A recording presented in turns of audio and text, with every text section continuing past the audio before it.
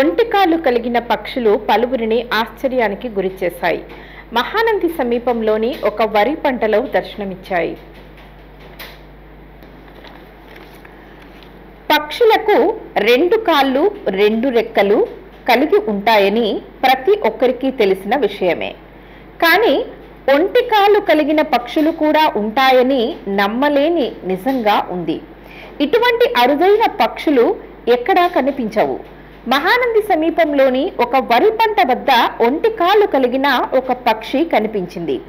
అయితే ఆ పక్షికి కాలు ప్రమాదంలో పోయి ఉంటుందని భావించారు.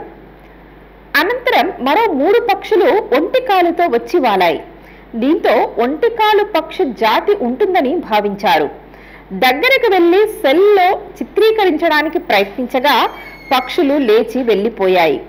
ఒక పక్షి మాత్రం మళ్ళీ వరి పంట వద్దకు రావటంతో సెల్లో చిత్రీకరించారు. ఒంటికాలు పక్షి కనిపించటం వింతగా చూశారు.